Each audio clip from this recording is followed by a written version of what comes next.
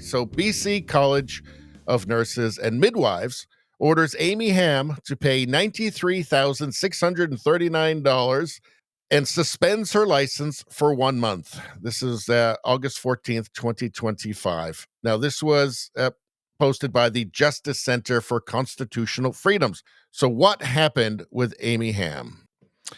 From Amy Eileen Hamm. They call you transphobic for standing up for women. They tell you that you must publicly declare yourself guilty and accept punishment. You refuse. They drag you through years of abusive lawfare. They bill you $100,000 for your own persecution. Well, it's often said that with these kind of political trials, that the process is the punishment. Well, in this case, the process is the punishment, and the punishment is the punishment. So this is her here, by the way. Amy Eileen Hamm, July 21st at 2025. BC nurse who was disciplined for transgender comments, files human rights complaints. She was disciplined for accurately describing reality, is what happened. And you can't do that in woke world. Let's hear this from Tara Armstrong. She is House Leader of 1BC, which is the new Conservative Party in British Columbia. Let's hear this. A nurse fined almost $100,000, license suspended. Amy Hamm is being punished not for harming a patient, not for misconduct, but for saying women are female and that women deserve their own spaces. The College of Nurses and Midwives is spending years and tens of thousands of dollars persecuting a nurse for her own personal beliefs. While hospitals are overwhelmed, ERs are understaffed, and patients wait months and sometimes years for surgery, this is where their focus is. This isn't about safety. This is about silencing anyone who won't bow to their ideology. The system is failing, and they're hunting truth tellers. We must all stand with Amy and fight against this. So again, she is being punished for accurately describing reality, right? So if you read anything about like the Soviet Union, this will all be very familiar. Read about the Cultural Revolution in China, Red Guard. I mean, all this, this is kind of boilerplate commie stuff, really. And that's what it all comes down to. Everybody doing the persecution will be a Marxist. You have to understand that. They will all be Marxist. That's the thread that holds all of the insanity together. So J.K. Rowling has jumped on to support Amy Eileen Hamm, and they now have, I guess, at least an online relationship. Yesterday, the CBC and Bethany Lindsay ran a hit piece on me, but they also defamed you in the article, claiming you've publicly made anti-trans statements. And she is writing this to J.K. Rowling. Her online posts have mocked various transgender women as a man in a dress, accurately describing reality, and referred to them using the pronouns he or him. Again, accurate.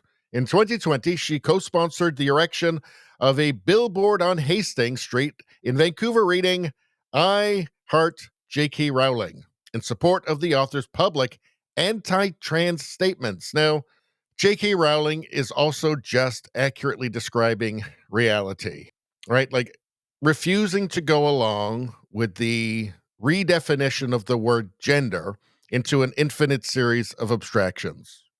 So you have reality and then fantasy. And your society is in trouble when fantasy rules. So here's the billboard. I heart J.K. Rowling. There you go. They go, threat to society. Threat to society. This is why she's being persecuted. This is from April 8th, 2022. The state of things in Canada. Nurse Amy Hamm scheduled to undergo an ideological inquiry struggle session by the BC College of Midwives and Nurses, partially for her participation in an I Heart J.K. Rowling billboard. The complaint against Amy calls J.K. Rowling transphobic. So this is the way they play the game. And unfortunately, as you can see in Canada, every institution has been captured by these people, right? Who it's not just that they're delusional, it's that they seem to hate reality. Reality is a threat to their delusions, to their ideology, to their fantasies, right? To their political fashion. which is really, at the end of the day, it comes down to that a lot, doesn't it? It comes down to the fashion within your own bubble. But you have a nurse being persecuted and struggle sessioned for accurately describing reality and for liking somebody who also accurately describes reality. Here is this is posted by Jim McMurtry. The most famous author in the world calls Amy Hamm a heroine. So this as well, it's given them reason to hate Amy Hamm even more, right? Because the arch transphobe J.K. Rowling likes her. So that means they have to go after her just that much harder. I know it doesn't feel like it right now, Amy, but sometimes a loss is really a win. By fighting the case, you've been responsible for a whole new slew of people waking up to the absolute insanity of all this. So much bullying and discrimination against women is happening behind closed doors. Every single time a woman is brave enough to drag it all out into daylight, and employers and professional bodies are forced to show their hand and declare openly what batshit conditions they've imposed on staff, more people rally in defense of free speech, common sense, and women's rights. You're a heroine, and your case will be a landmark.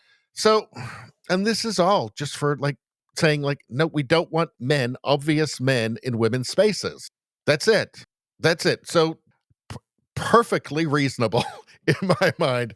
Harman Bangu says Amy Hamm never incited violence, never targeted individuals, never breached confidentiality. She shared personal views on her own time, views widely shared by many Canadians. That should never justify discipline, let alone termination. Disagreement isn't discrimination. Dissent isn't misconduct. This was an abuse of regulatory power, plain and simple. So, and again, this was not on, on nursing time. This was her own time. But that's not good enough. You have to be, your mind has to be, can I use the word colonized? Your mind has to be completely colonized by the mind virus all the time. You're not allowed to have your own opinions ever. Doesn't matter what's at work, at home, just kind of mumbling to yourself, alone in a park, perhaps. Nope, can't do it. We need total and utter conformity. We have absolute control over your conscience. So I want to bring you now to this. So here is an article from the New Westminster Times. Miscarriage, the sham trial of nurse Amy Hamm, March 15th, 2025. The BC College of Nurses and Midwives has just proven that the core problem in BC healthcare is its incompetent, irresponsible, and ideologically driven leadership. Now, I want to take a second here just to say, the frontline staff at hospitals, at ERs and stuff in British Columbia, I think across Canada, are excellent. They're great. These are good people. They work hard. These are, actually compassionate people. They are fantastic, but it's the leadership, because the woke always goes for the top. It always goes for the top. It takes over the institutions. It takes over the schools.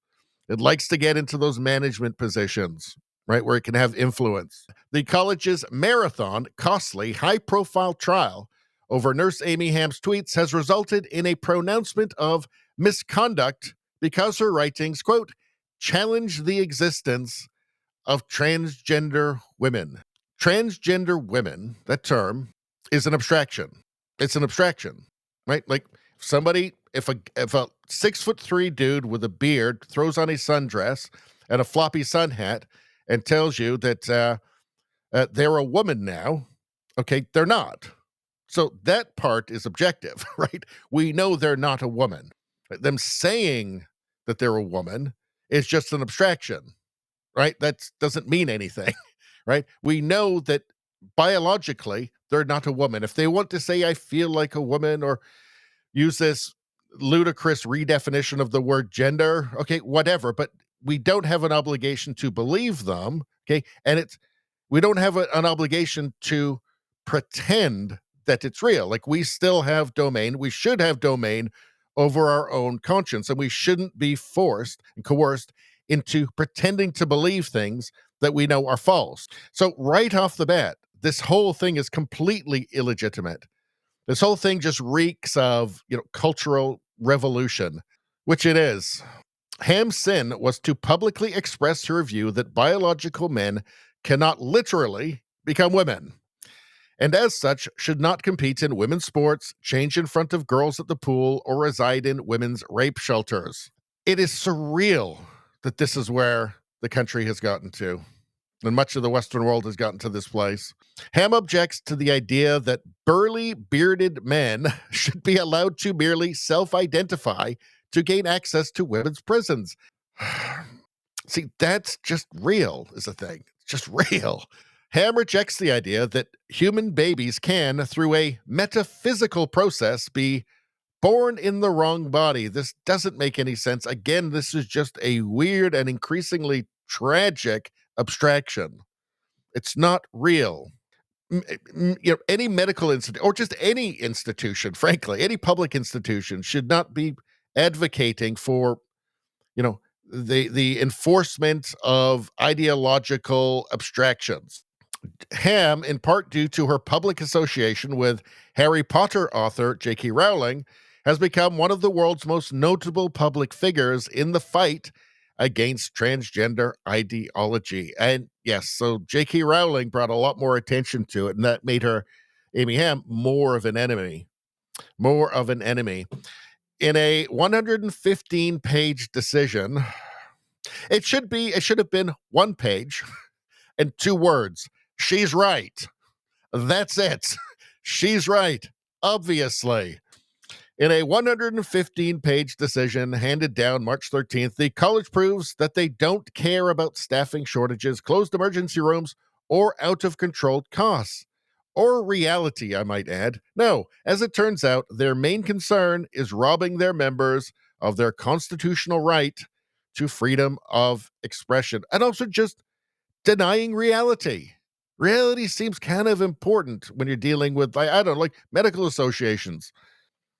A fallacy readily evident throughout the decision is the use by the panel of controversial words and phrases in a way that presupposes universally agreed meaning as a strategy to sidestep the fundamental arguments at hand. This is very typical of, this is how the left operates. They don't use words to communicate, they use to manipulate and obscure what they're really doing and what they really mean. For example, the decision uses phrases like sex assigned at birth.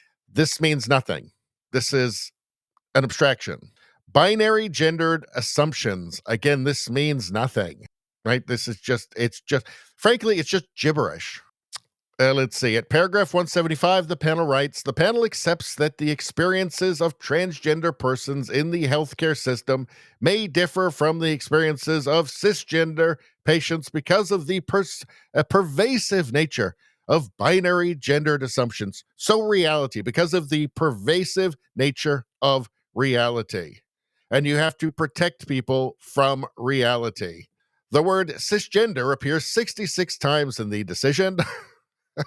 Cisgendered 3 times, which is an indication of heavy bias. Cisgender is a loaded word used by academics and activists.